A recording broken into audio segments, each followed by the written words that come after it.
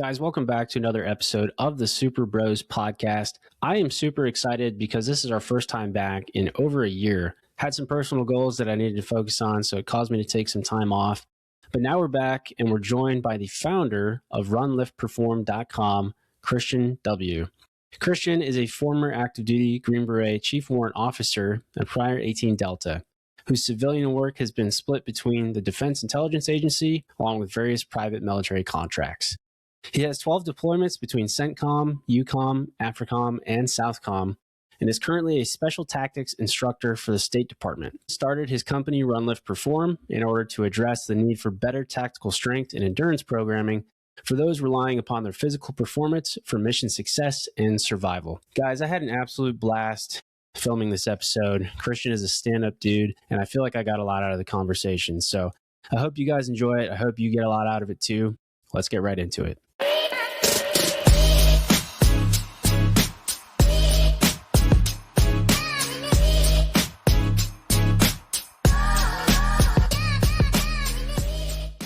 All right, Christian, welcome to the show, man. I appreciate you making time to be on here. Thanks for having me, Chase.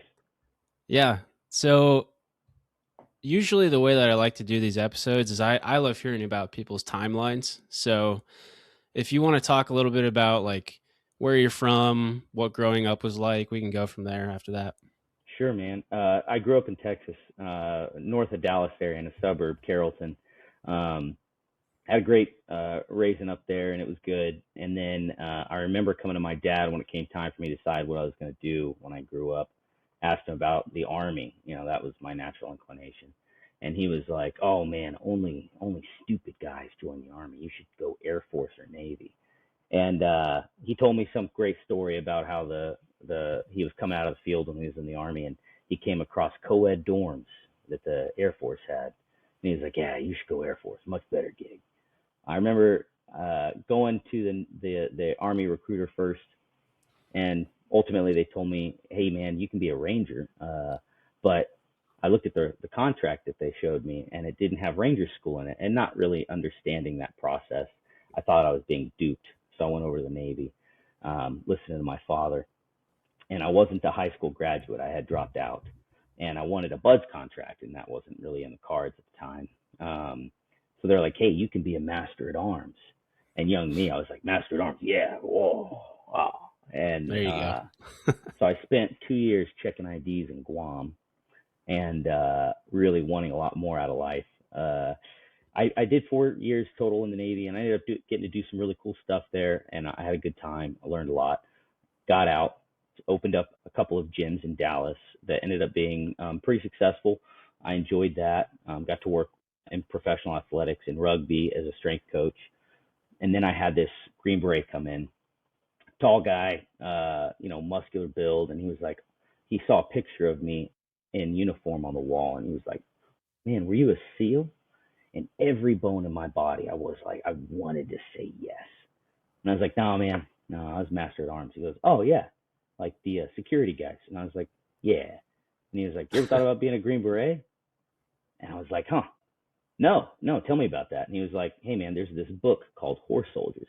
It's about the guys that went in Afghanistan after 9/11 and took like 3 courses of battle space in the course of 4 months." And I was like, okay. I bought the book, read the book. I was enlisted 2 months later. And I've never looked back. I sold the gyms through my wife at the time by letter while I was in Ranger School. And I've had a really good career. Ended up going to 10th Group. Got out of that, did some time 19th Group, and now currently 20th Group. My civilian job now is in the State Department as a Special Tactics Instructor to mobile security deployments. It's more of like a crisis response, paramilitary-esque force that the State Department has to respond to potential austere environments that are having trouble. Good course. They're called Green Team, 6 months of CQB, moving, shooting, communicating, and medicating. That's an awesome synopsis of your timeline. I had no clue that you were a master at arms to begin with, so that's super cool, man. Yeah, it's it motivated me.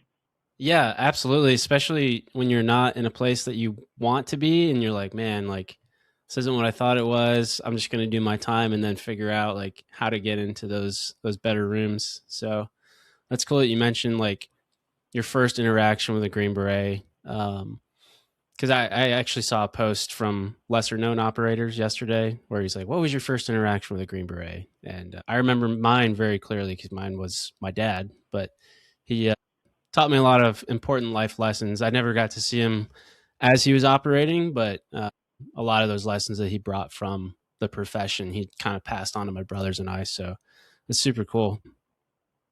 So for those who are uneducated about the military, maybe what Green Berets do, can you give kind of a breakdown of what the mission is or like what the job is?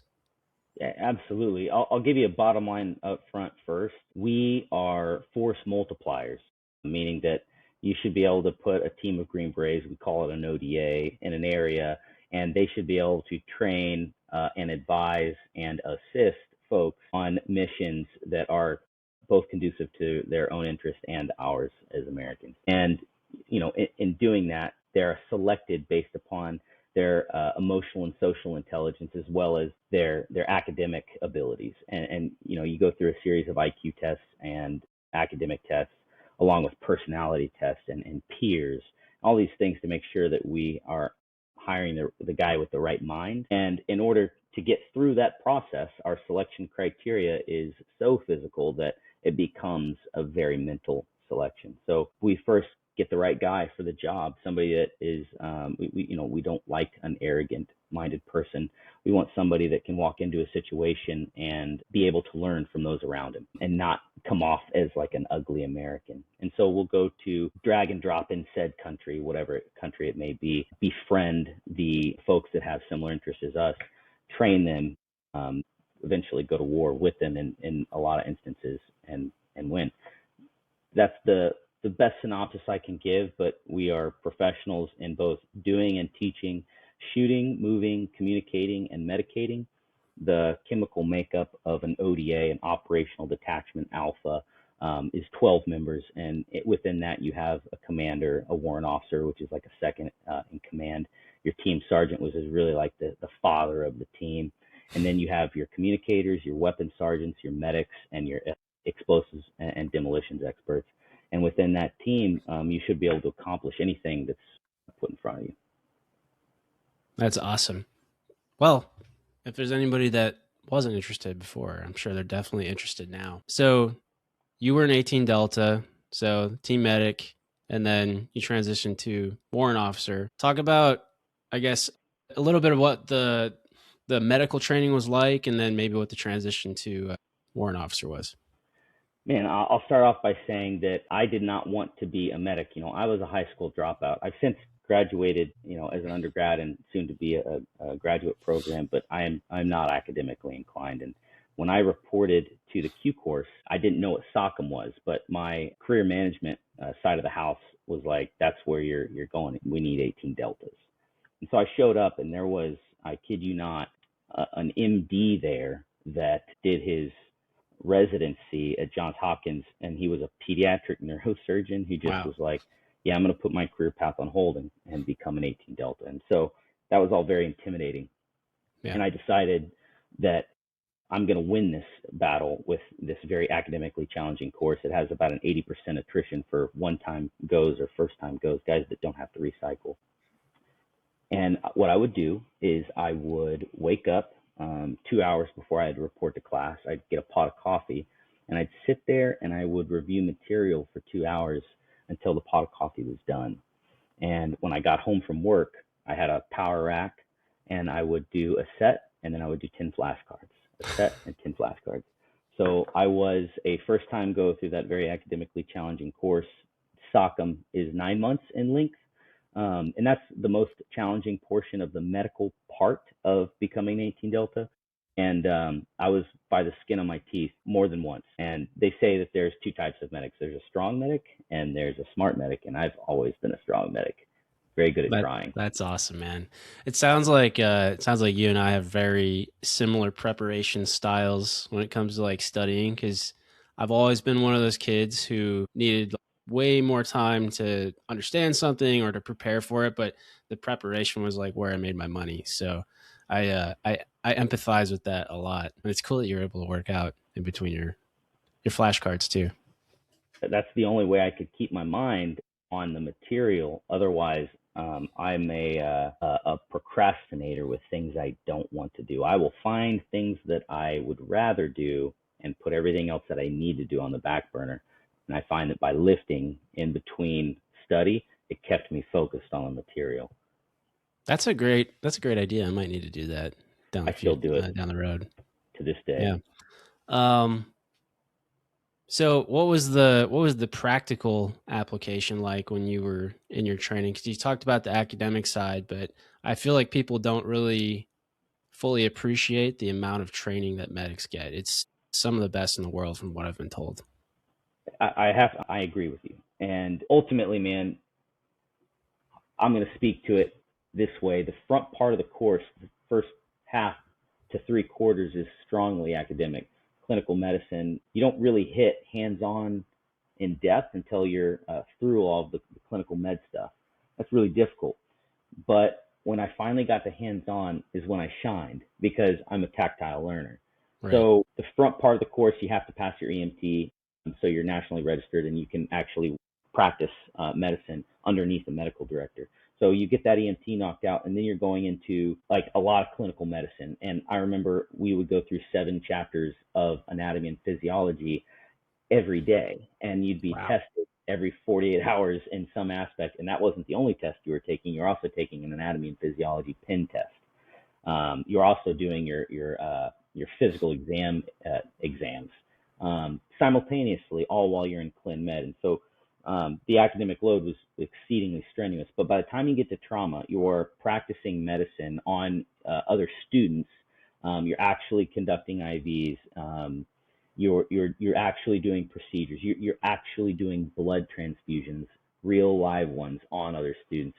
And when you get to that point and you're actually practicing medicine, it anchors those concepts that would have been more abstract and academic for people like me that are more tactile learners. People drop away. Very good and academically inclined folks will drop away, but they drop off and fail because they didn't develop the work ethic earlier on in life, because academics to them came easy. And so when it came time to apply it and they were not good at it, they didn't have the mental resilience to make it through not being good at something. And I've never been innately good at anything. So that's where I excelled, is I was like, oh, I'm used to being bad, but I know how to get better. And so at the end of that 9 months, man, you're not done. You still have another 5 months of SFMS, Special Forces Medical Sergeant, and that gives you your credential to both be an E6. That's your advanced leader course in the Army. It gives you your ability to be an E6 upon graduation, but it also gives you the ability to conduct surgery. Wow. Things like deep nerve blocks, amputations, debridements, things that you would normally see in like an ICU. And so you are a very, in my opinion, a very capable trauma surgeon for things from like point of injury care to hospital surgical suite. You live in that world exceedingly well. And I got to apply it in school, both in SOCM, you do a medical rotation. I went to Flint, Michigan, and I treated more gunshot wounds and stabbing in Flint, Michigan than I have my whole Army career. And then it's the place for it. It's definitely the place for it. Wild. And very, very excellent experience. And they trusted us in the hospital to conduct ourselves well, alongside with the PAs and the nurse pracs. And they understood our scope of practice and our capabilities, which was great because we got to do things like chest tubes. I remember ligating a guy, his intestines that had his mesentery in his guts, really, after he'd been shot 9 times in the abdomen, survived. And the surgeon asked me, do you want to ligate? And we were told in the schoolhouse, don't say no, that's an opportunity. I was very nervous because I've never been inside, someone's intestines. And I realized that half of that battle is pretending like you're confident enough to do it, actually executing the problem. Then what you do is you realize that wasn't that hard at all. Right. Being a surgeon is there's a lot of school involved, but I can do the act appropriately when necessary, and I can take that and apply it in the field when there is no doctor, and I'm the only guy you got. Long answer to a short question, but exceedingly challenging. But in SFMS, I got assigned to Indian Health Services, And so you're ultimately practicing medicine without a license underneath a medical director that will hold you accountable. But you go through a dental block in training, and I pulled 26 teeth while I was there. I did a lot of general practice medicine. Folks would come in, I would shadow the PA, and eventually the PA would shadow me and allow me to conduct family practice medicine. And so when it came time to go to somewhere like Afghanistan, where there was no doc, and we're treating both the local populace and our own partner force and Americans, I was very comfortable. That's incredible, man. I had no clue about some of the opportunities that you guys get. Do you feel like if you were put in a situation now where you had to use that knowledge and that experience, that you would be okay with it? Absolutely. And the only reason I say that, it's a perishable skill, 100%, Right. and medicine is constantly evolving. But I maintain credentials. I go back to the Special Operations Combat Medical Skills and Sustainment course, or SOCMS. We love our acronyms. But that one, I have to re-credential every 2 years so I can keep up my credentialing. Like, I have a National Registry paramedic that I got because I became an 18 Delta, but the credential we recognize for our scope of practice is the Special Operations Advanced Tactical Practitioner or Advanced Tactical Paramedic, depending on who you talk to. But that is renewed every 2 years. I keep that up in case my medic, for instance, is the one that is in need of care. I can step in and give him what he needs. That's what I've kind of noticed too. Is it on the ODAs, nobody is really in their own lane, so to speak. They all have cross training in different skills like demolitions, medical training, obviously the firearms aspect of things. But it seems like everybody can do everybody's job at least a little bit if they need to. So that's super cool that you have that ability to step in. So I know you mentioned that there's the possibility of recycling through that training. How many times do they let people recycle before they're like, hey, you're going to be needed in the Army, or do they just kind of keep letting people get through? Here's one aspect that I really like about the Special Forces qualification course. If you've made it through selection and you were selected, you have already shown us the right attributes that we need to make you a successful Green Beret and bring you into the force. So we are very hesitant to just get rid of somebody because they didn't pass something. A lot of times, if you're unsuccessful in the 18 Delta course, they'll give you a shot at one of the other MOSs that are maybe not as academically challenging. I'm hesitant to say Bravo because I know a lot of very sharp Bravos, but a lot of guys will go to the Bravo course and become weapons sergeants. And we recognize this guy is a good Green Beret. Maybe he's just not medically inclined, and that's okay. We can plug and play him into another MOS, and maybe he's the best Bravo or Echo or Charlie that we've ever seen. There are special instances where somebody is boarded based on like an integrity violation. However, that's not something that we can fix. If you showed integrity during SFAS, which is a 4-week course now, that's not to say that you can't violate integrity during the Q course. And our hands are tied if you have an egregious integrity violation. Then again, if you own it, I messed up and I'm sorry, right. I take full responsibility. Higher chance of continuing to be successful in the Q course. We want the right guy. SFAS was the machine we used to select the right guy. Now, if we fail at teaching you in the right way to get you to the Green Beret, a lot of that is on us. And if we will drop somebody when we can recognize 100% it's not our fault, it is your fault. That's when we relieve a guy. Gotcha. So let's go back in time a little bit because you mentioned selection. How old were you when you went through? Guys, before we get into that, I want to talk about today's sponsor of this episode, runliftperform.com. If you're interested in joining the military or already in the military, then you probably understand the importance of being fit. Runliftperform.com is an excellent resource for programs to meet your exact goals, whether you want to be in special operations or you just want to be the fittest soldier you can be. As an athlete myself, I understand how important it is to have a program that allows me to turn my brain off, do the work, and recover. Runlift Performance programs are tailored to the individual, designed to help you progress over time. And for those of us who need a little more help, they also offer one-on-one coaching options. To get started today, go to runliftperform.com and let's get to work. Now back to the episode. 27. 27, okay. Now, would you say that there's a perfect age for people to go through, or is this kind of something that's like dependent on the person? There is no perfect age, and there is no uniformity of body type, body shape. The only uniformity that I've seen based on all the statistics that I've looked at and everyone that I've come in contact with in this career field is mindset. I have very good and very capable friends in that are Green Berets that do not look, they look fat.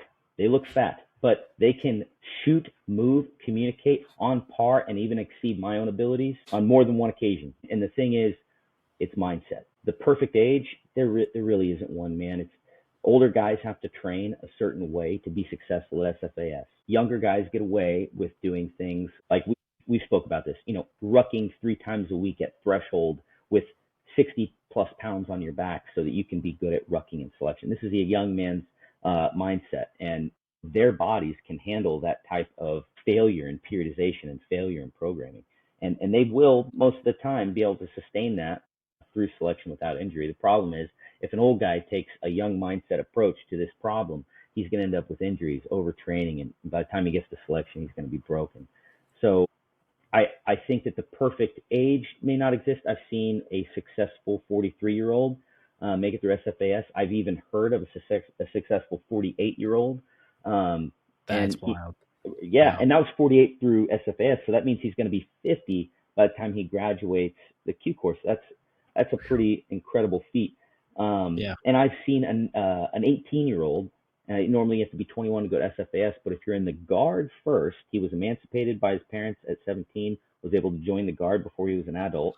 And then because he was in the Guard, he was able to apply to SFAS once he did a year in the infantry, and he did, and he made it through selection. And that individual is now serving at a special mission unit. And I think he got there at 27. No perfect age.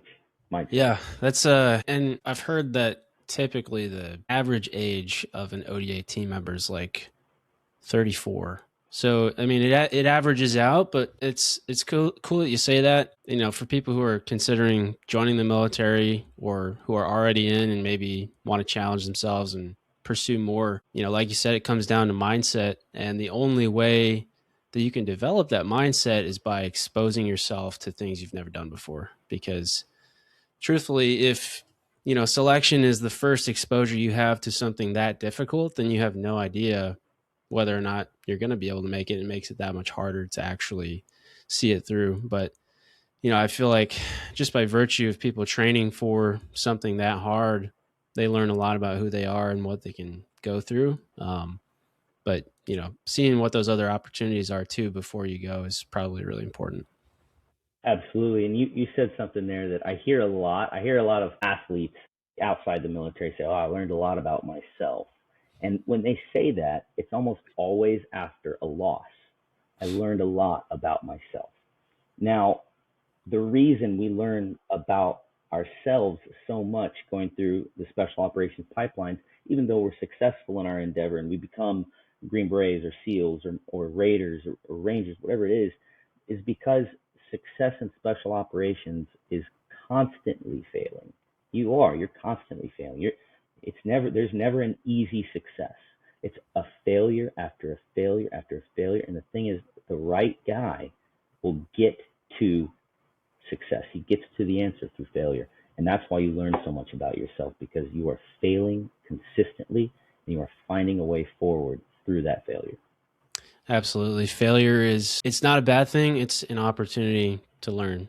It's an opportunity to take the data that you've received and then apply it to whatever you do next. So that's super cool. So for you, based on your experience, what would you say the hardest part of going through selection was as a 27-year-old? Probably one of those younger guys who could recover a little bit more easily. What was the hardest part for you? So I went to SFAS not knowing how to land nav. And I had gone through infantry school, but I remember there was some kind of scheduling conflict on the land navigation lanes. You normally get 2 to 3 days, and we didn't get any. And so I remember looking up on Google how to land nav before I went to SFAS. And for those that don't know, SFAS is very heavy on land navigation for selecting the right individual. They believe, and I believe this is correct, that land navigation puts you under just enough individual stress to gauge whether or not you can learn and apply a simple concept appropriately, because that's what a lot of the Special Forces qualification course is. How much can you absorb and retain and apply? And so we use land navigation as that tool. So I didn't know how to do it. At SFAS, they teach you some of the best land navigation training I've ever gotten was at SFAS, and I took notes, and I did exactly. I didn't deviate even an inch on anything. I did exactly what they said, and I was successful there. But it was very difficult because I didn't have the confidence in the woods to navigate how a lot of these guys from, they came out of Montana and West Virginia, and they'd been in the woods their whole life. I was a suburbs kid, and so that was a challenge, my biggest challenge. Yeah, and for anyone who doesn't know what land nav is, it just means land navigation. But you're starting from one point and you're navigating to another point, and then so on and so forth until you're complete. But yeah, getting that confidence and competence in the woods and learning how to read the land, those are ultra important skills. And again, it's just one of those things you have to expose yourself to. The only time that I've ever been scared in the woods was when I was in Germany, and we were doing the expert soldier course. And I like, you can use the roads, but even though we could use the roads, I was like, man, it is pitch black right now. Like, I can't use my white light. Like, I can only use my red lens if I'm stopping. And then you start to get those thoughts in the back of your head. You're like, I feel like there's some skin crawlers, in the trees. Like, well, and Germany is where all the spooky stories come from. The Brothers Grimm, like all those stories in the woods. Yep. That's German woods. That could be, yep. Like it's not American Pine. You're in a different world.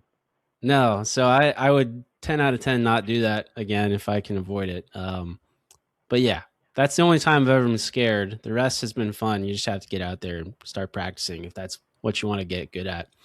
So going forward from there, obviously you went through the Q course. Talk about, what it was like to finally get your Green Beret and graduate, and how did that feel? Incredible, man. It is an incredible feeling. It's a symbol of validation for years, an amalgamation of hard work and dedication. And once you receive it, you have one of two reactions. The first reaction is the wrong one, but the younger guys typically have this. They're like, wow, I am super cool. People all recognize that I'm cool, and I'm going to make sure everyone knows that I am a Green Beret. I'm very cool. This type of mentality typically gets scrubbed the first few days in a team room because you realize, man, I am a small fish, a minnow in a very big pond of experience, and I don't know anything yet. And the second one, typically the older guys that get the Green Beret are humbled by it. They wear it with honor, but they recognize that this is the beginning of a journey, a learning journey, and that feeling of I am standing on the shoulders of greats, that's a real feeling, because you learn a lot about the history of your regiment as you're coming up through the Q course. And when you don that Green Beret for the first time, a lot of that feels pretty heavy. I have to carry this and represent in a way that people are going to continue to respect what this is. Yeah. And, you mentioned the start of a journey. The whole process, from everything I've gathered and, what I've learned from you, like, it's a very delayed gratification process. You have to be okay with not winning all the time. You have to be okay with, like, that slow burn. So, if you're looking for something quick and fun and happy, it's probably not for you. Like, you got to be in it for the long haul, and you got to be invested in the lifestyle and everything that comes with it. I don't think a lot of people really understand what that lifestyle is. So let's go from there. I mean, the start of a journey, what was it like getting to your first team room? So I went to 10th Group, A210, 0214 was my team. And when I got to my team room, I knew there are some traditions that you uphold as a new guy. You don't speak unless spoken to. That's a really good one. Number two, bring a good beer. Not an expensive beer, but a good beer for the team room. You put that in the fridge. That's for after the work day is concluded. But the beer you bring, you will be judged upon. And a good new guy will do a little bit of homework on his team and figure out what kind of beer they like to drink. And that shows, not only that you care, but that you're willing to go the extra mile for your team. And that's just a good tradition to follow. There you go. So I get there, and my team is reading this book. The team sergeant has assigned this book. Team sergeant's name was Justin. He had a silver star from the 82nd. His story I already knew when I showed up. I respected this man. Never talked to him before, though. And the book was called Leadership in the Shadows by Kyle Lamb. And Kyle Lamb was a Delta Force operator. He finished as a sergeant major. And then he wrote this book. And this is one of the best no BS leadership books. And I give it to every new graduate that I've come in contact with. And so the chapter in the book was Define Leadership in One Word. And I wanted to impress my team. I'm still in not talking unless I'm spoken to mentality. And the homework for the first day I was there was, hey, go read this chapter on leadership in one word. And the author basically premised this leadership in one word with, it can be a creative word. He gave an example. He was like, buoyant is a great word because a leader has to keep his team above water. And I was like, okay, all right. So I went home and I thought about it really hard. And keep in mind, I'm a strong medic, not a smart medic. And I came up with my word. I was really proud of it. I was like, all right, I can't wait to produce my word tomorrow. So we circle up in the team room the next day, and the team sergeant, Justin, is going one by one to each guy. Each guy's delivering his word, and it's prompting like very thoughtful interaction, conversation. And I'm like, man, I can't wait to get my word. Like, oh, mine's going to be good. And it gets to me, and I'm like, motivated. And he's like, all right, so why'd you choose motivated? And I was like, because a leader needs to be motivating. And my words just fell flat. And I felt wrong as I was saying it.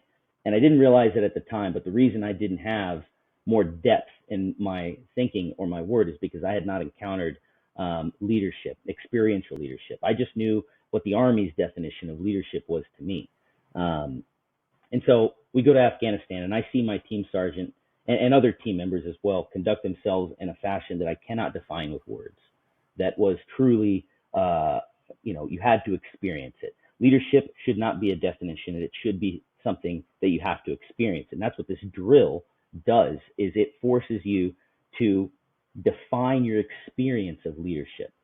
And you can only do that with one word. The second you add more words with it, you've made it a definition that people cannot actually experience. And so I got home from Afghanistan, and I never told my team sergeants that this thing haunted me, that this one drill haunted me, and I thought about it constantly. I was embarrassed at how much it bothered me that I couldn't come up with a good word, but I thought about Justin specifically. We lost a lot of good friends.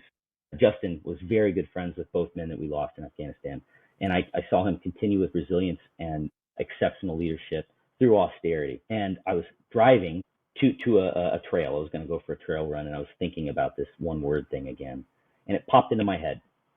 And I said, an organization is like a vehicle.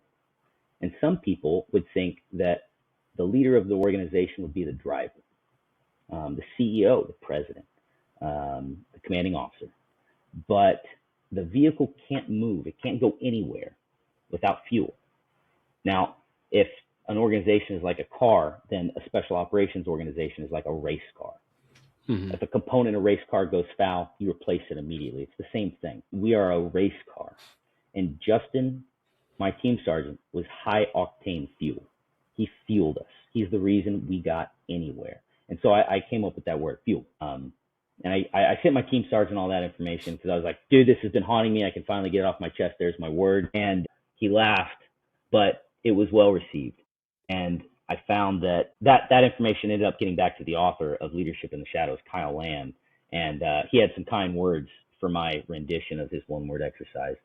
But ultimately, that very long explanation is to say that it was transformative. From the time I showed up in the team room, I believed I had the right answers to the right questions in being a combat leader. But until I saw what the men in front of me with more experience did, I really didn't know anything. And when I came out of the other side of that and I looked back, I was a completely different person. For the better, much more humbled and much more ready to be a glass half full kind of guy. That's wow. That's pretty insightful. The fact that it stayed with you for so long and you actually took the time to reflect on it through combat deployment and, experiencing all those things. And then finally you're able to to verbalize what leadership meant to you. Let's talk about that. I don't want to be like, oh, what was combat like? I'll tell you, man. But I'll tell you. the journey there. So, you got to your team and you guys deploy. When did you feel like you were finally starting to hit your stride, and what was that experience like for you? It was the first time we took fire. We were taking a CH-47, which is a big bird, 2 rotors, and it was our 12 Green Berets, our support crew, like our CCTs, which is our combat control. They call in all the air. We had a PJ who does like extrication and medicine. We had interpreters, and then we had our Afghan partner force, which was counterintelligence polygraph. They were particularly good. They were the counterterrorism unit that we raised in Afghanistan to fight the Taliban specifically. So we go in on 2 CH-47s with about 80 personnel. We took fire on infill, machine gun fire, and I saw everyone doing what they did on the battlefield. The CCTs calling in air to reduce the machine gun as we were coming in. I walked off the rear ramp. I was in charge of an infantry uplift team, and this was a National Guard infantry uplift team from Georgia. And we had that night a machine gun team from them that was manning a 240, and they were assigned to me. And so when we offloaded the bird, we started taking fire again. And I realized that these infantrymen, and I had a lieutenant attached to me who I'm still friends with to this day, and he was looking at me like waiting on me to make the call on where I should emplace the gun. And I realized, yeah, I know what I'm doing. Like, let's do this. And I emplaced the gun, and we returned fire. And that tempo only quickened throughout that battle until we were finally gaining a foothold in a large Kalat structure facing out and pulling security. And I just did what I knew to do based on my training. And a couple of the infantrymen told me, man, I'm really glad you were there. And I'm like, man, we were both there. We were both doing the same thing. But because of my position of leadership, things moved really smooth in combat. And I was able to direct these men who were not my subordinates, but maybe not as highly trained in infantry tactics as me. And it ended up being an extraordinary feeling of purpose, one that's hard to replicate, because we took several points of origin with machine gun fire, and we had to reduce them both with air and organic weapon systems, our small arms. And we came across several IEDs as we were infilling into our target, into our raid site. And so going through that was my first firefight, the first time I'd ever been in combat, and feeling empowered by it set the stage for the rest of the deployment. And so I'll say I was careful not to become overconfident, because most of my teammates, this was their 4th or 5th combat deployment. So by no means was I getting big for my britches, but I realized I can be good at this. This is not something I'm afraid of. I can be good at this, and I'm going to be. And I took on every single collateral duty that was afforded me. They needed somebody to be the interpreter manager, which is not a glorious job. But my senior Charlie, my senior demolitions expert, nudged me when they asked for volunteers, and he goes, that's a good job to volunteer for, just to show the team that you're invested. And I was like, I'll do it. Mm-hmm. I wanted to be on the assault, and as an 18 Delta, a junior one at that, new to the team, you're not typically placed on the assaulting element. But it took about a month before I was on all the assaults from there on forward, and it was because I was confident and I took the initiative, and I enjoyed the empowerment of purpose. I was told before I went to combat, oh man, all you're going to see is some muzzle flashes 400 meters off. Your combat controlman will call in air, drop a bomb, and then you'll go do a battle damage assessment. You'll see some dead bodies. That's combat. And so that's how I framed it in my mind. But in 2019 in Afghanistan, Trump was attempting to bring the Taliban to the table. And so we were getting a lot of raids. That's all my team did. 95% of what we did was helicopter infill point raids. And that was incredible. I was fighting in some instances within 25 meters. And that was empowering. I was surrounded by people that were the very best at what they do. And I got to see maybe the best side of combat I could have hoped for, experience wise. It's not, I don't think any one of us was out to kill anybody that wasn't trying to hurt us. Right.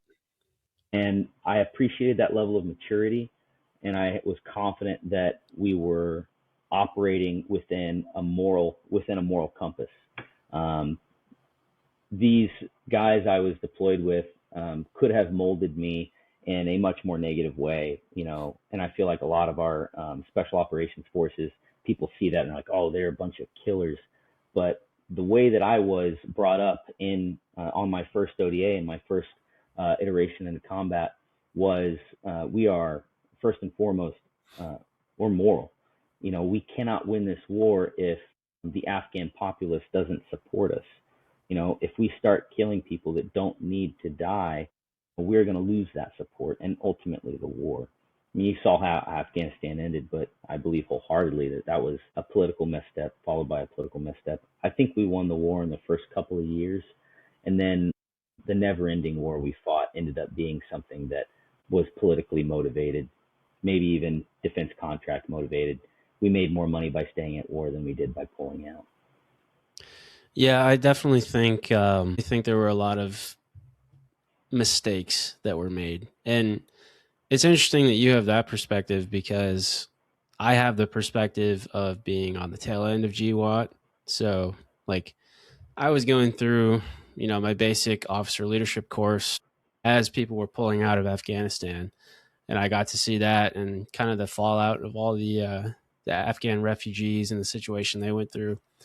But yeah, I think the older I get, the more I realize that good men don't really want war. They just want to be prepared in the event that they're needed for it. And bringing up that morality aspect of things is important too, because it's like until you experience something like that, everybody says, I want to go, be in a firefight. I want to do something that's like direct. And I want to be involved in that capacity, but you don't really know, what it's like until you're there and maybe you see it firsthand. So you touched on an interesting point. The fact that you guys had to do raids as your primary mission or direct action, for guys who are interested in the profession, like talking a little bit about expectation management. Obviously the world is changing. There's a shift over to different styles of warfare. I think sometimes we're going to get a little bit more primitive before we get more advanced just with how much technology is out there. But, talk about some of the other mission sets that Green Berets have as well. Obviously, you guys work with partner forces, but is it fair to say that the guys who are coming up now probably won't see the same things as you? Oh, I think that's fair. I think the way that we fought war in Afghanistan is probably done. The Right. lessons we learned in Afghanistan, however, are not, because of the technology stalemates that are going to be expected in a near-peer fight with one of our near-peer adversaries. For instance, the things like air superiority that we enjoyed in Afghanistan in a near-peer threat with sophisticated surface-to-air missiles, it's not as likely to be an upper hand. If you look at Ukraine, they're fighting trench warfare. It's very, very, very basic war. I mean, it's reminiscent of what we did in World War One. It's awful. The type of war that the next Green Beret is going to fight is very likely to be traumatic. And the thing is, not all of them, but the majority of the guys from the GWAT will have gotten out of service, retired out, moved on, and so the experience that we carried out of our last conflicts unfortunately won't come with us in the new war. We are going to be expected to do guerrilla warfare. Right. That I mean, for lack of a better term, that's behind enemy lines. Not necessarily in a uniform, conducting raids and ambushes. And that was not my experience. I was going in to a situation where I heavily outnumbered the enemy. They did not have the technology I did to win. The cards are stacked in my favor.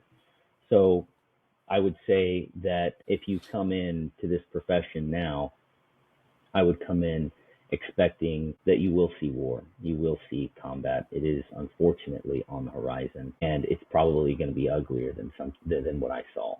I've heard it several times said, and I agree with this. We fought battles in the GWAT. Maybe earlier on was more war, but by the time special operations got involved and was kind of heading up the tip of that spear, we fought battles. The guys coming up through the regiment are going to fight wars, and I hope I'm still there. I hope that I can impart my experience onto some of the younger guys coming up, because I would hate for somebody to learn the lessons I had to learn when I was having a battle when they're having a war. Yeah, I think that it's ultra important that you kind of hit on that. You really have to know what you're getting into. You're going to get your hands dirty. That's the bottom line. Being in the field for weeks at a time, maybe without contact from the outside, and the only people that you have to really talk to are the partner forces that you made friends with, and you guys have to work together to kind of disrupt that key infrastructure. Let's talk a little bit about maybe a favorite moment you had while you were overseas, or just in general from being on the teams. I don't want it to be all doom and gloom. I want to hear about some of the happy stuff too. I got to the point in Afghanistan where I meant it, and I said, if I could PCS my family to this fob, I would stay here forever. And I think a lot of guys get to that point where you become so ingrained in your level of purpose that you have there and your level of responsibility, it's really difficult to leave. My proudest moment there, I did not have a combat infantry badge. You only get that when you have both taken and returned fire.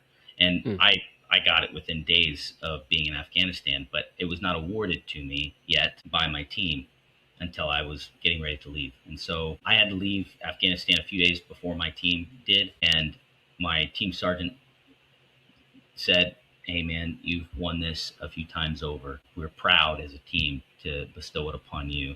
And he put my CIB with the pins in, and he punched it into my chest. And I felt like, man, I am a stakeholder in this regiment. I was so proud. That was like earning a Green Beret times 10. Yeah. You know, it really, it filled my heart. It still carries me to this day, that one moment. And I told my team, you know, I don't know if I have very many friends for life. You know, I have friends. I don't have friends that I keep around for life, you know, but I told every single one of them, every single one of you has become a friend for life. And to this day, we keep in touch. And that was, 8 years ago. We're very much in touch. That was an incredible feeling. Also, I had an instance, you know, and I'll speak briefly to it because I don't want to over answer my question here, but You're good, man. the first time I shot somebody that was shooting at us. Okay. We were getting shot at, and you're very much, when you're in combat, I think you're trying not to do the wrong thing more than you're trying to do the right thing. That's kind of like an amateur way to do combat, but that's how we start. You know, like, oh, please, just don't do anything wrong. Right. So we took fire, and I faced out, and I pulled the trigger, and I immediately felt a sense of, oh shoot, was that the right thing to do? You know, like I'm going through my subconscious, and I'm like, I think that was the right thing to do. I think that I'm in the right. But I wasn't concerned that I shot this guy. He was shooting at me. But I didn't want to do the wrong thing. When I got back to our Camp Stevenson, I asked, because we had ISR overhead. I was like, hey, did you guys maybe have this like footage? I'd like to review like kind of what happened. And the sergeant major at the time, who deceased in Afghanistan, passed in Afghanistan on July 11th, he was like, you did exactly the right thing. And that was all I needed.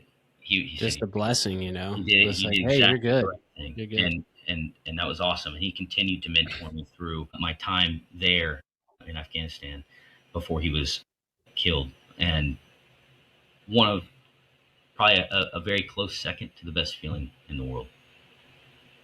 That's awesome. And like, to get the direct feedback too from someone that I'm sure you looked up to at that point, you're like, oh, like, thank you, Dad. Like, that's awesome. You know, yes. I got the blessing where I'm good to be myself. And like, I would have never thought that that's something you guys experience as you're going through combat. Like, first date jitters. You're like, did I shoot the right guy? Like, am I good? That's interesting. Yeah, yeah. You just, I believe that the military is very much a shame-based society, and that's not to Yeah. say that it's bad, Yeah. but it's very much like if you're caught doing the wrong thing, shame, shame, Right. and you just become, I'm very averse to that. Like I want to do the right thing. I'm here to impress my team. That's not who I am now because I know what the right answer is through experience. But before I had felt that experience, I needed reassurance. I needed somebody to be like, hey, man, you did the right thing. I needed an attaboy. So I could move on and ingrain that appropriate action and template that action into another variable, austere situation later. That's awesome. So, are there any moments that stick with you that maybe you struggled with while you're over there? Like, what was something difficult that you went through that maybe you want to talk about? So I think my teammates would agree with this in that I really loved what I did. And I found myself in positions of leadership more often than not as a new guy because of my drive. I really, really wanted to be on the assault and I wanted to blow the doors. I wanted to be the guy in the front. And my team sergeant said it like this when this incident happened. He said, "You outran your headlights." So we were in Faryab province. It's a mountainous area in more northern Afghanistan, northwest-ish, and it's heavy Taliban, and they're dug in. There's tunnels everywhere. And we infilled with the 160th, the Night Stalkers, and we were like, man, 500-meter offset from our target. So like they saw us coming. We landed. We didn't take initial fire. And we walked below the military crest on this hillside. And I think we took a little bit of fire. We reduced where we took fire from with a bomb, and we kept moving. The town we went into was basically deserted, but our SOP when we were clearing a village, and we came across a tunnel, was to first, you do a call out, make sure there's no women and children there, they can come out. Then you drop a hand grenade in that tunnel, and then you drop a thermal Beret to hopefully collapse the tunnel. Then you send the dog in, and if the dog is gone for too long and the leash is too long, then you know you didn't collapse the tunnel, and you go check it out. And so we had done all of that, and the dog, he kept going, so the tunnel was still viable. So I got in, and at the time I had a law rocket and a Kydex holster on my back, and I had a breaching shotgun on my right. So just to give you an idea of my profile, it got to the point where the tunnel got fairly narrow, and I had to get on my butt and scoot with my heels through the dirt. And I'm using my IR laser to splash, to illuminate under night vision in the tunnel. And I'm calling back to my secondary, my Overwatch, telling them, hey, this tunnel keeps going, this tunnel keeps going. I got like 15 meters in, and I realized, all right, this tunnel's not collapsed. I need to get out. Well, I pushed against the back, and my law rocket and my breaching shotgun wedged in the tunnel. At that point, my Overwatch has lost communications with me. My radio is not working because I'm underground. And I was terrified. I was terrified. My Rightfully so. Yeah. Yeah, and my Bravo 4s, my infantry snipers that were our uplift, were unbeknownst to me, they're shooting squirters, guys fleeing that same tunnel system over to my east. And so, anyway, I have one option at this point. I can't push back and go back the way I came, so I went forward. I went forward for what feels like 200 meters. I'm sure it was only like another 30 yards or 50 yards, but I was terrified. I lost communication with my team. I'm IR splashing, looking for bad guys. I was certain I was going to get schwacked in this tunnel, or at least I was going to run into some bad guys. And then the roof starts opening up, and I see stars. And it was a thatch roof, and I see the tunnel getting more shallow. And I popped my head up after I lasered out, and one of my teammates lasered my laser, confirming there's a good guy above you. Okay. And I popped my head out, and I can hear on the radio, and they're like, my team sergeant's very upset because basically they halted the whole assault because I was lost. They were looking for me. And so I popped my head up. I climbed up out of the tunnel, and I realized that I'm in the compound of interest that we were sent to hit. I had All right. definitely outrun my headlights. I climbed up over the wall, as the stack is about to place a breaching charge on the interior where I'm at. So I climb over the wall and I jumped into the rear stack and cleared the compound with my team after they blew the door. And I knew I was in trouble, as I should have been. Right. My team sergeant sat me down and he could have crucified me, and he probably should have. But he he saw me crushing myself more than he ever could, I think. And he said, "Man, you really outran your headlights." He's like, Wow. you can't do that. Like, you halted all of us. We couldn't get to this compound. Like, what if you had gotten stuck in that tunnel? How are we going to get you out, man? And I realized right then, I had maybe turned into a Rambo, a one man army. And Right. there's no such thing on an ODA, man. You need every single one of those 12 dudes. And I learned a really hard lesson. I was never scared in combat when I was standing with my team. I was scared when I was standing alone. That's a great story. I mean, it's true. If you want to go fast, go alone. If you want to go far, go with a team. That's a great quote. Yeah. I'm gonna copy and paste that somewhere. Use it on your next post. That's good. I've been adopting that, getting married and having a kid and stuff. So it's definitely true in all scenarios. So we've talked about being deployed, talked about being on your first team. This is all as an 18 Delta, right? Yes. Gotcha. So when did you make the transition to warrant officer? That's Zulu, correct? That's the Zulu is the team sergeant. Okay, gotcha. I'm a CW, chief warrant officer. So or a 180 Alpha is the code. Gotcha. Zulu Okay. is the team sergeant. 180 Alpha is my code. So I looked at the chemical makeup of the team. I wanted to lead in a higher capacity. As a medic, you're very much a medic. You got to do medical stuff, and that's not necessarily Right. at the front of the tip of the spear. I wanted more action in leadership on the team, more say.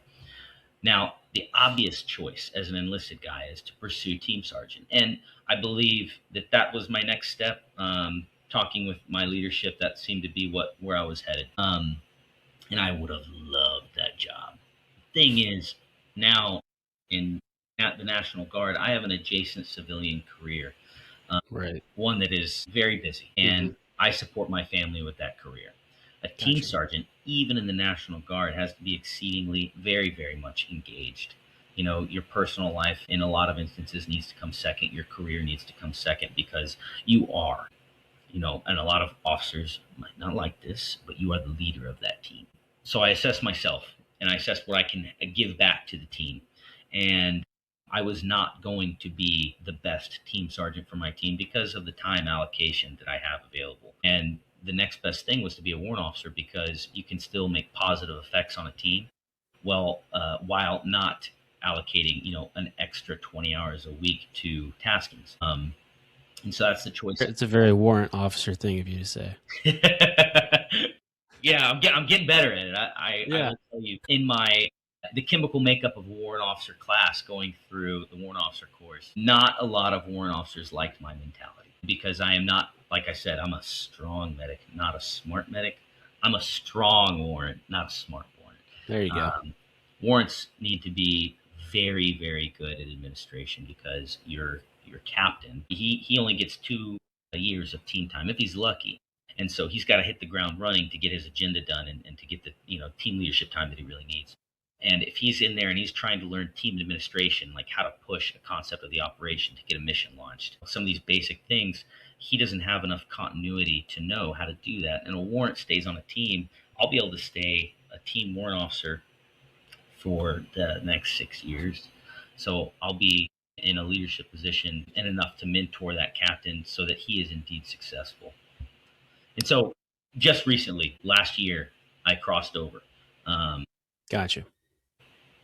So is there any additional training that comes with that? I'm not familiar with the warrant pipeline. I know you guys do walks and then WOBIC or something to that effect, but similar.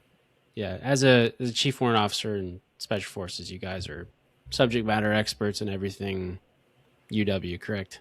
That is correct, and that's the idea. Okay. So, when you're at the warrant course, and we own our own, so we don't have to go to the basic warrant course that the Army hosts. We host our own Special Forces Warrant Officer Tactical and Technical Training course, SWOTIC, Big at Fort Bragg, and that's just shy of 6 months. And it starts out with things that we're all familiar with as officers. That, you start out with like basic officership. One of the courses I thought was really funny mentioned how your wife should dress at formal occasions. I thought that was very officery. Interesting. But it progresses past those basic concepts, and you move into job-specific things like mastering unconventional warfare, how to build an underground network for your operation. And you get educated, and you do case study, and you learn the human terrain involved in warfare in a way that teaches you to leverage those assets appropriately to win the battle, to win the war. And you're looking at war in a more overhead view. You're seeing a little bit of the strategic, not just the tactical, but the strategic level thinking that I've been in the field several times. And I'm like, this is stupid. Why are we doing this? That's tactical level stuff. If you're the private on the ground, you're like, this is stupid. Why are we doing this? Because you're doing tactical stuff. Because no one told you what the big picture was. But stepping into that bigger picture, you're able to apply some of these concepts, these guerrilla warfare concepts, at the tactical level that will result in strategic changes on the battlefield, positive changes for American interests. The course was incredible. I had a really good time, and I'm being self-deprecating a little bit about being not super liked in my warrant course. That's not necessarily true. It's just a lot of those warrant officers there were very heavy and very good at administration. And I learned administration through failure. I will fail at a risk assessment 10 times before it gets approved. And that's frustrating for some of the more sharp and astute members of my class. Yeah, I feel like in both officer corps, you have people that are very good at one thing, and then people who are very good at maybe more of the physical type stuff or interpersonal skills, and then you see a whole nother gambit of things with a different group of officers. So I feel you there. So you mentioned the course that was how your spouse should dress. Yes. What was this all about? Let's go into that a little bit, and then we can transition to family too. Yes. So I can't remember where it is in the manual, but I'm sure you've heard it because it's classic. When you go through OCS or the academy, they teach you about the enlisted man. Beware of the enlisted man, for he is cunning. That's still in the text, and I love it because it is true. And things like that, the enlisted man is cunning, I think, is why they mention why your wife should dress a certain way. Not so much now in 2026, but I'm sure that probably when that publication was written in World War II, any enlisted man attempting to go to OCS, become an officer, was probably taking with him the wife of the same class he grew up in.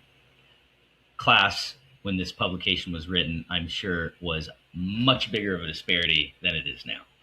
Right. And when you used to wear the same clothes for a week before you took them off and washed them, that publication had probably a lot more to say. But when they taught us that, we all laughed about it. They said, "All right, gentlemen, we're going to teach your wives how to dress. We have to give this form of instruction in your course to uphold the standard that we need to validate our course. So just sit by and listen." And it was like, your wife should not wear skirts below or above this length, above the knee. It is inappropriate for an officer's wife. All of these things I immediately copied and pasted and sent to my wife, and she got a great kick out of it. She was like, "Well, I guess I'll just have to throw all my clothes out." And I was like, "Well, yeah, I'm a warrant officer. You got to do that." Yeah, you got to act like a proper lady and a proper gentleman. She's got to put a book on her head and balance it while walking down the stairs. We did all the things. Right. Very Victorian style rules and regulations. I like that. Yeah. Well, that's interesting, man.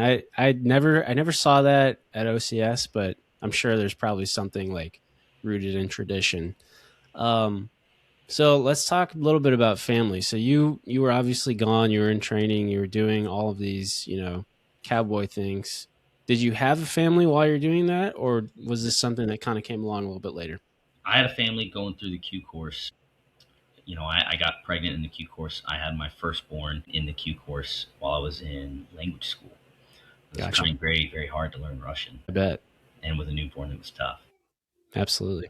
I was married for 13 years to my first wife, and I did not keep that marriage. I'm married once again to my second wife, and we have another 1.5 who I love. And being older, I look back at younger me, and I made a lot of mistakes, but I'm very happy with my wife and where I'm at in life now. Before I got married when I was 19, and the journey going through the special force qualification course and into I've now 12 deployments, not just with the Army, but with three-letter organizations that I was a part of after. It did a number on my family, and my first marriage did not survive. And it took a long time to recover and figure myself out outside of a 13-year marriage and go into a second marriage with the right tools to make that more successful through this lifestyle I still hold. It's difficult at first, but if you are a moral person with a good moral azimuth, you will not fall into the same problems I do with your family. I was a very moral, straight-edged person. I had plenty of challenges, as most men do, but I allowed mistakes to pile up, me choosing deployments over my family, and it ended up biting me in the end.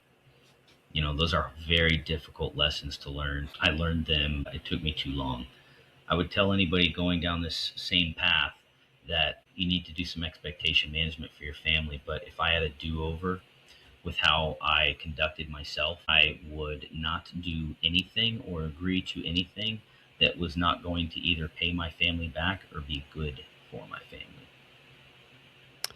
It's great that you have that insight now. And I think that 19 is such people don't really understand how young that is. Like to get married, especially. I remember how I was at 19. I was a fucking idiot. For lack of better words. I feel like I matured more and more every year, as people normally do, but to have that level of commitment and then also be going through all these life changes as you become a Green Beret and as you see combat and as you go through all this various training and you're deploying, it can be hard to really know what right looks like because you don't even really know who you are. You haven't really finished developing. So, more credit to you for going through that and getting that experience so that maybe somebody else doesn't have to down the road. That's a great way to look at it. And I really like the thing that you mentioned too about how important your spouse is in the decision-making process. I was talking to my wife about this morning. We were kind of joking around how like a lot of young guys don't really get it. Like when you say, "Oh, I have to ask my wife first," or let me talk to my wife before we commit to something. And it's like, "Oh, you're scared of your wife," or Yes. you don't Yes. think you can't act that way around your wife. It's like, well, No, I cannot. yeah, that's not the point. It's like the point is this impacts everybody. It's not just me anymore. Yes. I have a lot of friends that will say the same thing. They are single in their 50s and they're still doing things in the private military contract side of the house, or they're working for three-letter organizations and they're doing all of these very cool jobs. But and they say to them, "You're not going to take this deployment, huh?" No, I'm not, because I talked to my family about it and I've been gone long enough this year. I'm staying home. And I'm confident in that answer. I think a lot of folks will judge other men that do what I do now. If it's not good for my family, I'm not doing it. If there is a military school that would allow me to eventually make more money for my family, that's something I'll plus column. I'll present that information to my family, my wife, who's the secondary head of my household, and I'll say, "Hey, what do you think of this?" If she's like, "All right, we can manage that time away, and that's going to be good for our family. We are a team. We go and do that thing." I'm head of household. I make decisions, but how I stay in power as head of household is I involve my wife in all of my big decisions. That's why we call her Household Six. She's the you're in charge, but she's the commander. That's right. She's helping drive you guys forward, and she's watching everybody else while you're gone. So that's the You know, biggest thing. they Is say there this. like? I'm sorry. Go ahead. No, well, you go relate to this. I think they say this on a team because I don't outrank my captain, right? I don't outrank him, but I have to make recommendations and mentor that captain in a way that guides the team in the appropriate direction. That captain outranks me. He leads. He is our team leader. That's very much like me and my family. My wife is the warrant officer. I am the captain. And Yeah. she has a lot of power through influence. That's all I'll say about that. I think we beat that dead horse, but it's a good analogy. Yeah, absolutely. So when you say you're not going to accept things that don't pay you or your family back, is there like an acceptable amount of time that you spend away from home every year? How do you go about planning these things? Obviously, you've got responsibilities with your career now, and then your team as well. How do you go about planning for that? So it's a good question, especially for at this stage in my life. I retire from the military in 5 years, and I have other revenue streams and things that I do, like my company, Run Lift Perform. All of these things are, and I finished my MBA, and so I graduate in May from UNC. All of those efforts are designed around an eventuality that I will work from home. These efforts take time, sacrifice away from the family. I very rarely am not working, but all of that is a means to an end. I will work from home. Hopefully, I will be able to keep my wife as a stay-at-home mom, and to raise our and educate our children. So, if anything promotes that end state, and I bring that to my wife, that is that is probably the direction I'm going to go. And she says, yes, that's the direction I'm going to go.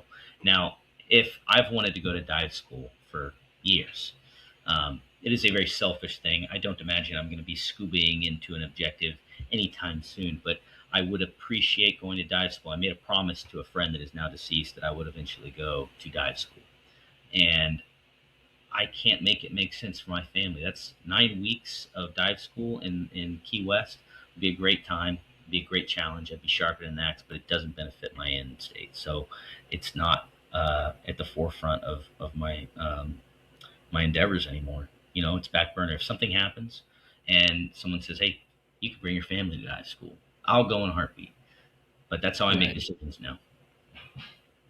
That's awesome, man. I love that, and I can totally relate to that as well. So let's transition to Run Lift Perform because you just mentioned it. But what led you to start the company, and tell us a little bit about what it is in the first place.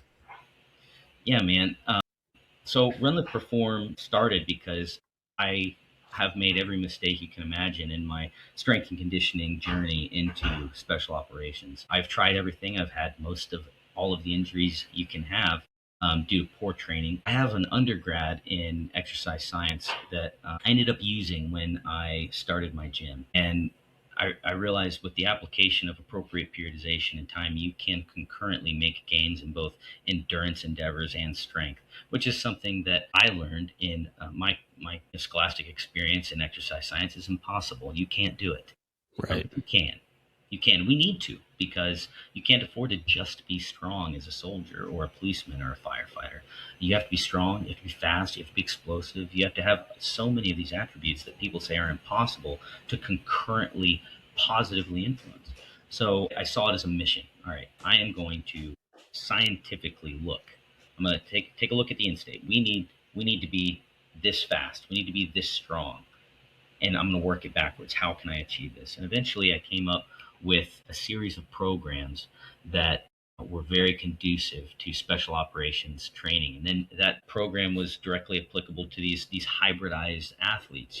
And so I spent a year developing all these programs, and they exist on like spreadsheet format so that a member or an individual can type in their squat, bench, deadlift, whatever run or ruck for time or their swims, and it'll program out their entire, in some instances, 12 weeks of their training regimen to ensure within mathematical certainty that they're getting stronger and faster in a way that's not overtraining them. So that was like where it started. And my mission statement now is I want to provide people with um, exceptional, tailored programming options that don't break the bank. I have a lot, I offer one-on-one stuff, but the thing is, if I have a program that exists for $60 and you don't have to pay me 250 a month, like I'm gonna refer you to that program because it's Right. just the best option for you. And so Yeah. we sell programs predominantly, and we focused on performance and education. So a lot of folks that are getting into the military, they have to do these PT tests where they have to maintain a hex bar deadlift of 3 repetitions, 3 max repetitions, and then they also have to do a 2 mile for time under 13 minutes and 30 seconds to max their PT test. These are two opposing attributes, and so they have Right. to train for it concurrently. And there is no off season in these hybridized professions, and so it it takes a nuanced level of knowledge and program to ensure that these folks are getting what they need out of their training.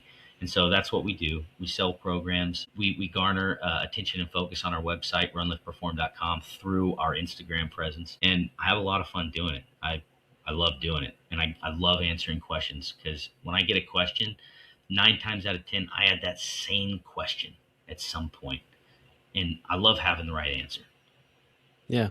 That was actually how Christian and I made contact. Was I had a question about one of his programs and school that I wanted to go to, and he's responded to me within probably 30 minutes, and then we struck up a conversation. So, if you're somebody that's kind of on the edge about the direction that you want to take, or maybe you just want to commit to something but you don't know what to commit to as far as programs go, like, he's very active on social media, and it's been very helpful to me as well. So Thank you.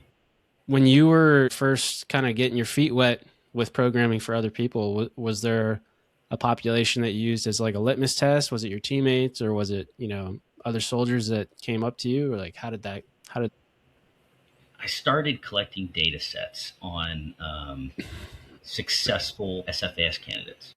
okay. And then that ended up, I wanted data sets on successful operational Green Berets. And then I got data sets on successful operational SEALs, albeit less because I didn't have access to as much of that population. But I started building a framework. I wanted to know what the magic physical sauce was for success in respective endeavors. What makes a Green Beret or a would be Green Beret more successful in that profession? And what I came up with was really my in state that I worked all my hybridized programs toward. Was like, all right, this is obviously a successful professional. He can shoot, move, communicate under high levels of stress in under the worst circumstances. How do I train people that may not be ready for that now to be that person later? And that's working my way backwards is ultimately how I ended up getting to that programming methodology. And it's been called progressive overload before, but I have elements of linear progression. And just to explain like what that is, we're forcing the body into an overtrained state strategically for a short period of time to force a supercompensation.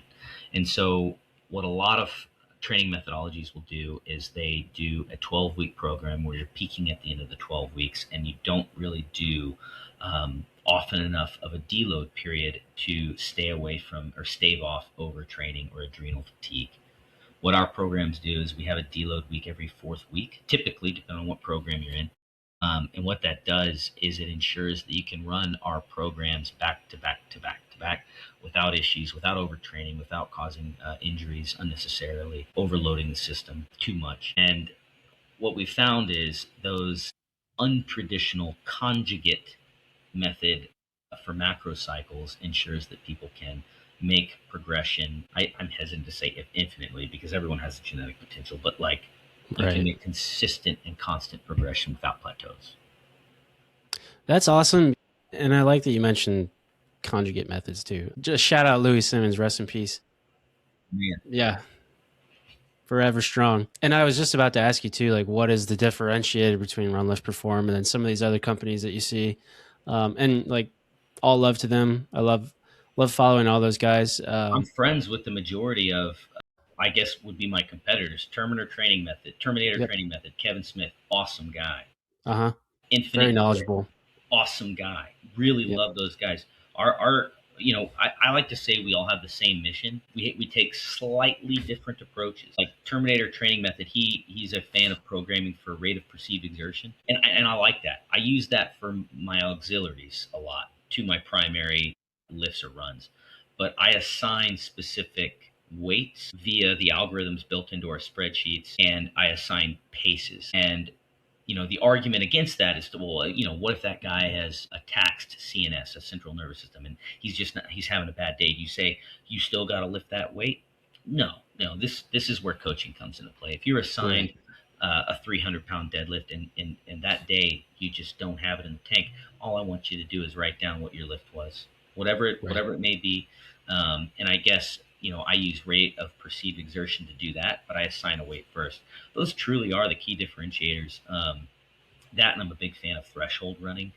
Uh, Absolutely. I love threshold training. Big fan. Man, It's huge the only fan. thing that has really pushed the needle on my speed and Yeah. my older 37-year-old self. Yeah. I found that zone 2 speed sessions and then threshold have been game changing, but mostly zone 2 because it just allows you to keep going, Truly, truly. The only issue I have with rate of perceived exertion is it leaves room for maybe a fallback option. I don't know if that's the right way to describe it, but if all you ever know is all you ever know, then that's exactly how hard you're going to push. You know what I mean? Yeah, I find myself, I agree with you 100%. Yeah. Because if I go to the gym, my RPE 8 might be really weak that day because, for things that are outside of my physical ability. And Right. I want to get stronger every time I lift. Otherwise, I'm wasting my time. And I feel like if I leave it up to too much to myself, I will choose the path of least resistance. Um, After I've got off work, maybe I've put my babies down. I had not the best dinner calorie wise, and now I finally Right. have the time to squeeze in a 30-minute lift. You're asking me what my RPE is? Man, I'll tell you, it's going to be real low. My Real low. RPE 10 is going to be like 50% of my one rep max. Right. Yeah. So going from run lift perform, well, actually, hold on. Before we transition, let's talk about success that you've had. Like I know that you took data sets from SFAS candidates, graduates, and operational Green Berets, but let's talk about the success you've had. How many people have you been able to help out through this? Dude, this is something really cool because I track guys and I go to Ranger School graduations for guys that graduate Ranger School. I go to RAS graduations, and so far I have 83 total candidates through special operations that I've used my programs and have advocated that my programs helped in some way. And that's big because, like I said earlier on in our talk, like a Green Beret is a force multiplier. I can't do anything by myself. I Right. need I need a backfill. And if in some small way, shape, or form, can be a part of your journey to coming into special operations or just the military, like that is huge. It's been so good for me. I feel empowered by that. And so that's 83 people, 36 guys at SFAS. Um, if you're like forcing me to remember exact math, I have less RAS candidates, but I have two BUDS candidates, which I had to heavily rely upon a couple of friends in the SEAL community to get that Right. program written because a lot of it was like surface swimming based, breath hold based, underwater knot tying, incorporated into their strength and conditioning regimen to ensure they're going with the right tools to BUDS. And so I actually have a lot of Raiders. I think I'm at 12 Raiders and 3 BRC Recon Marines. And I just keep tally. Yeah. Anytime I get a message saying, hey, I ask them, what's your report date? And then I do the math on like how long their selection process is and I follow up. Mm-hmm. And I'll be honest, not everyone is successful. I like to think that I helped equip them with the physical ability for them to be assessed on their mental capacity. I think that if I can give you tools, uh, of physical success for selection, they can assess your mind better. And that's why what you're there. We're there for your brain, but if your body can't carry you long enough to where we can assess your brain, then you know, then you have a problem. So if I Yeah. equip you with the ability to make it through the selection so that they can assess your brain, that's where I want to be. Yeah. And, for people who are listening, like over 80 folks that have been, successfully impacted by these programs, that's a huge deal because the special operations forces community is so small. And it's like the level of impact that one person can have truly when you say more a force multiplier, it's essential because just by virtue of training for something that difficult, going through the selection process, going through the qualification process, you're getting a quality person out of it. And to be able to get that many quality people back to the different regiments and, the groups and the components of special operations it's amazing that you've been able to do that. So I'm sure that, a lot of people can appreciate it, but I definitely appreciate it. I'm happy that you're doing this. Thanks, man. And there's plenty of guys that are great fellas doing the same thing. I just have my own approach. Um, Absolutely. You guys all have the same goal. Same goal, man. And that's the thing. Like I talk to a lot of these guys, Infinite Grit, Terminator Training, um, lesser known operator. He's actually a really good resource too. Um, Absolutely. these guys are friends, and I've asked advice from every single one of them. Like, hey, here's what I'm trying to do in my program. Here's my take on it.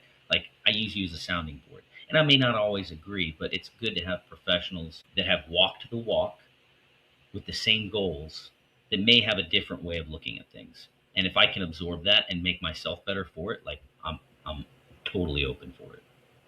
That's fantastic, man. So let's transition to more of what you're doing civilian side now. We're coming up on around an hour and a half, and then we can do some quick question and answer, and we can wrap it up from there. Cool, man. This has been awesome. Yeah, absolutely. So you mentioned State Department. Let's go from there. Yeah, I was coming out of a deployment in the Middle East just recently, and it was pretty hairy, and my family was ready for me to take a knee, and so I was kind of floundering. My MBA wasn't finished yet.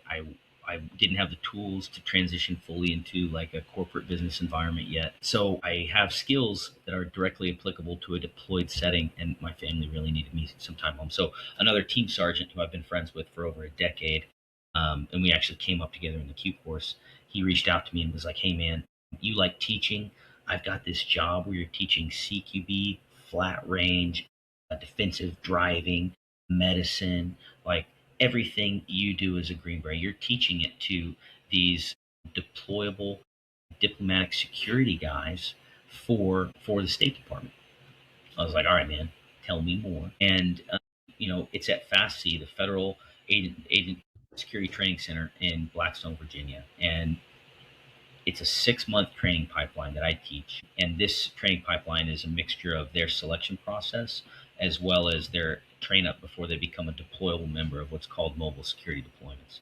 An MSD member goes through a cycle where they're like on call, deployed, downtime, training, and they're constantly revolving in this pattern. And so I'm in charge of like the training side of the house. Not in charge of it. I work for the guy in charge of the training side of the house. Right. But what was wonderful and is wonderful about it is I got there, and I'm normally used to being very best or very good in whatever category I'm teaching because I've been in this job for so long as a Green Beret. But I got there and I wasn't the best at any one thing.